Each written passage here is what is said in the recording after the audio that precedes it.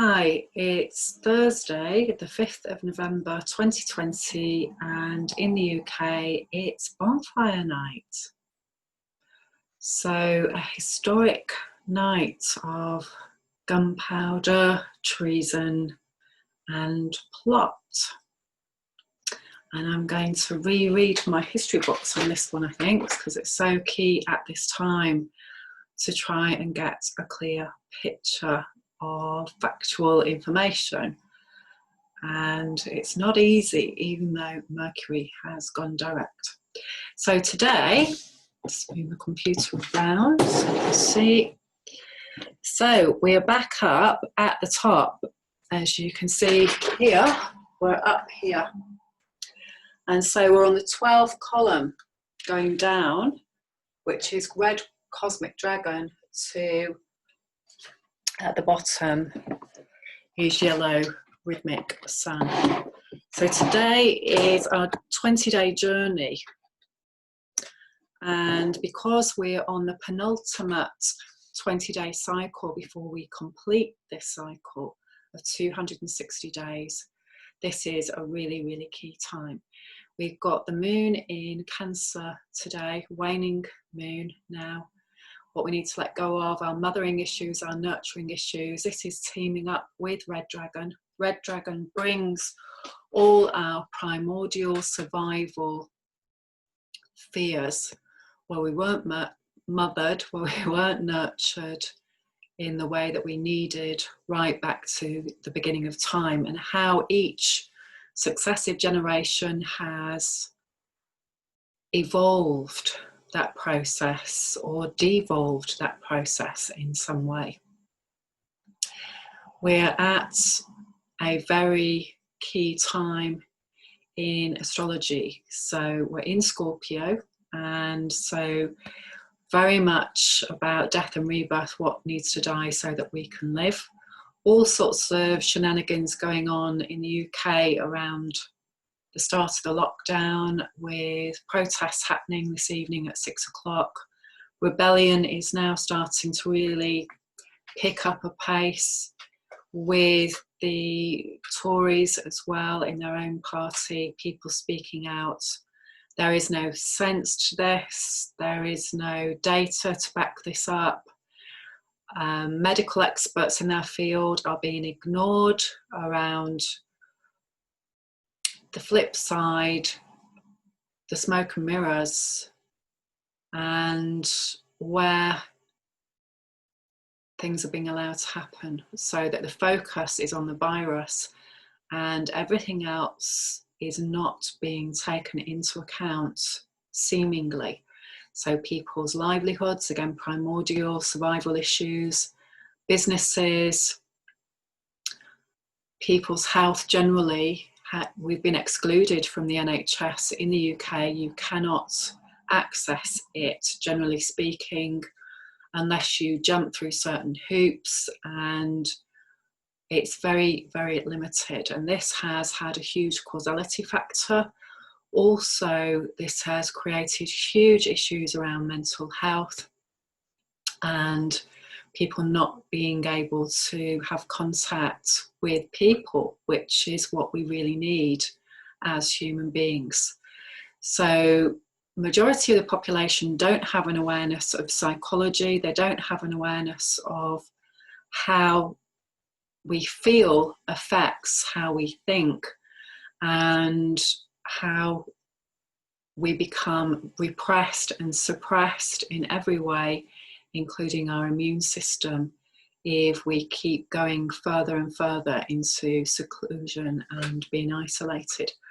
So all of this learning coming to the fore now, unfortunately, in the way that we always seem to learn this on the planet, is through hardship and suffering and imbalance with narcissistic powers. So today is a really key day to look at what it is for you that you're looking to let go of around your primordial triggers that are coming up now. How are you being triggered by what's going on? In the USA, we still don't have a result at the moment, and again, all sorts of things coming to the fore there around predictions that didn't happen and how people respond to something when they don't get their own way or what they thought they were going to get. So again, this childlike way of dealing with disappointment, of delusion, of illusion, not facing reality, and how messy it gets, and how most human beings still on planet Earth are not emotionally mature, are not disciplined, are not doing things that are healthy. So this 20-day journey that we're going on now, we start a new wave spell tomorrow, and I'll make a separate video for that. And I have an ebook to go with that as well, so that you can tune in every day if you choose, and really start to work with the wave spell that shows what's happening every day and how we can work with that with conscious intent on ourselves, because we are the only thing that we can change, and this is really important. So today we have organic balance in the Mayan Oracle. And so again, this is what we're coming down to, yellow sun. By the time we arrive there in 20 days' time, how much imbalance are we going to be around working on our shadow? How many people do you know who work on their shadow, who actually work on their stuff every day to heal themselves of their old story? Because this is what this time is about. This is about inner work, emotional healing of the heart with conscious intent to change the old ancestral wounding pattern story that we all have running. So again, coming into balance with that, how to be disciplined with ourselves. We don't know what we don't know. And as we heal, as we start to learn new behaviours, then we come into a different space. Often the old way, the old learning, the comfort zone is so hard to shed that skin because it's what we know. If we've always grown up with narcissists, which we all have in one area or another, so people who have been very damaged as children and who have developed coping mechanisms that are extreme and do not allow themselves to look at themselves and their behaviour, do not allow themselves to not know answers, to not be vulnerable, to pretend that they are a superhuman being, to go for materialism, to go for money, to go for power, instead of looking at how they feel every day. Because all of this stuff, power, possessions, doesn't fill the void, doesn't heal the ego, it just makes it worse and expands it. And this is what we're seeing on planet Earth now. So a great exercise to use around this for ourselves is to focus on, how was I bullied in the past? How have I been in a relationship with a sociopath, for example, or a psychopath? And Google that and research it if you don't know a lot about it. 1 in 20 people are sociopaths, and again, this shows the state of our civilization, the state of human beings in our community. We're all in this together. This has come on the back of huge trauma in our communities, in our societies, over many years, in particular over the last 2 world wars, for example, which were coming up to Remembrance Day 11/11. And that is a very key day. In the UK, people will not be doing Remembrance Day in the way that they have for a long time. That has been stopped at the moment. Whether people choose to obey that rule or not remains to be seen. So again, it's just going into how we feel about being told what to do, how we're being governed. Are we children? Can we make our own decisions? Can we have human rights? Everything that has come about over years and years of human beings coming together and challenging things, at the moment largely has seemed to have disappeared, to become invisible on the planet. How does that make you feel? Your human rights having been eroded, so that you don't have autonomy, that you have to listen to a select group of people who have put forward an opinion and are refusing to look at any other opinions. And yet these people are public servants. They're in positions of supposedly looking after the best interests of human beings in their care, who have voted for them, who have put their trust in these people. And how do you feel about that? So again, all of these patterns come back to childhood. What happened to you when you were a child? How did you have your trust betrayed? How has that expanded in relationship over your lifetime? And how are you working on yourself to heal that so that you don't carry on with that pattern? This is the key. So often we believe that we have to be a certain way to survive. So again, Google Stockholm Syndrome, for example, how people who are being bullied, who are being coerced, learn how to survive by enabling narcissists, by going along with things. If you think of a particular episode where you were bullied as a child, what action did you take?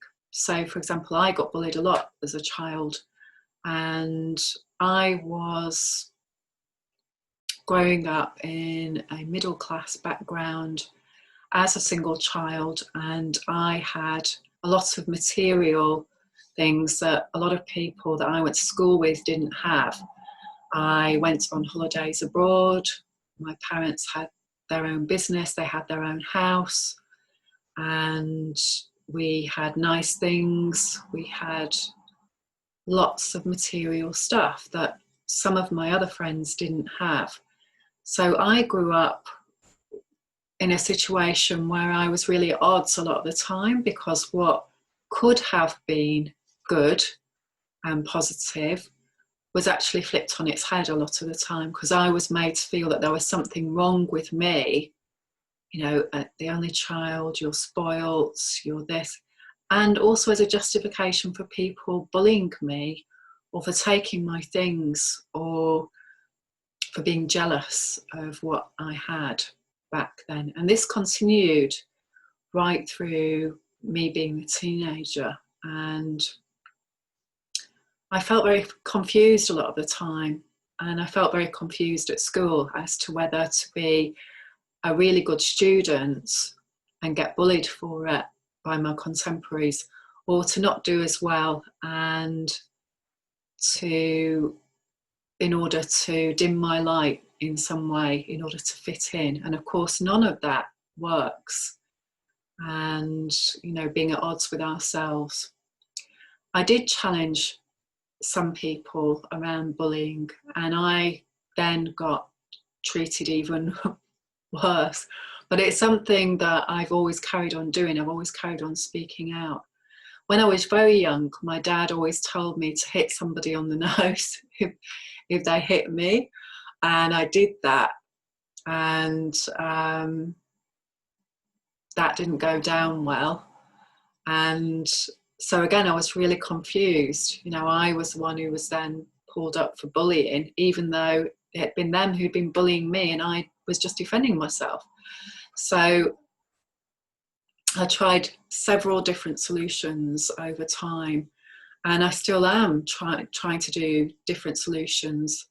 I've stood up for groups of people in the past and haven't been supported. So again, often people have agreed or wanted me to say and do things, and then when I've actually done that, they wouldn't back me up. And I've experienced this in many different arenas, and even been to court because of it. This was back in the banking crisis, where I learned a lot about mortgages and the banking system, which was a huge eye-opener. The key thing that I did learn was to do my due diligence and research as much as I could and learn from people and have the conviction of my beliefs, have the courage to stand up for what I believe in, and to come into a place of confidence using emotional freedom technique, which again, highly recommend it. Can't recommend it enough. It's absolutely life-changing. I've used it so many times when my life has seemed to be collapsing, and how that made me feel and how that changed my belief system.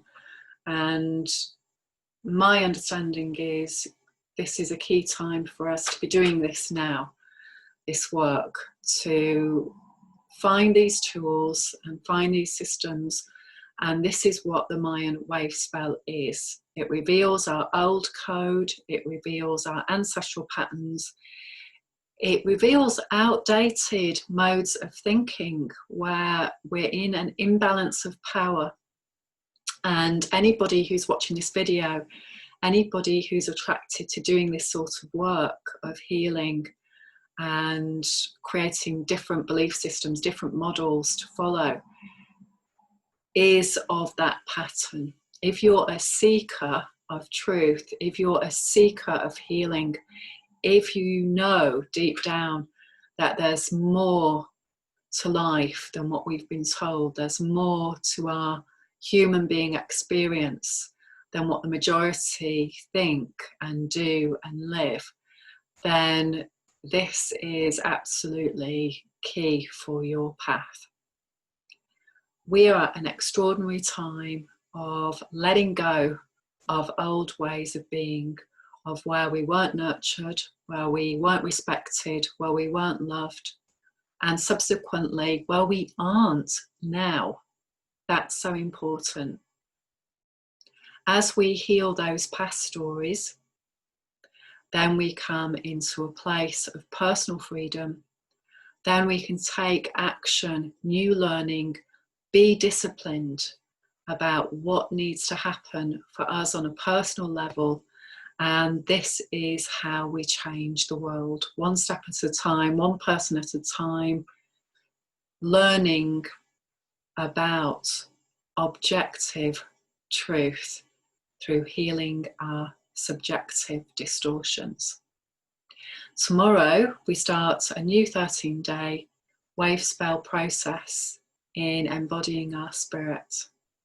So I'll be making a new video then, and if you'd like to know more information about how to map your cosmic codes, how to heal your old stories, please do get in touch with me.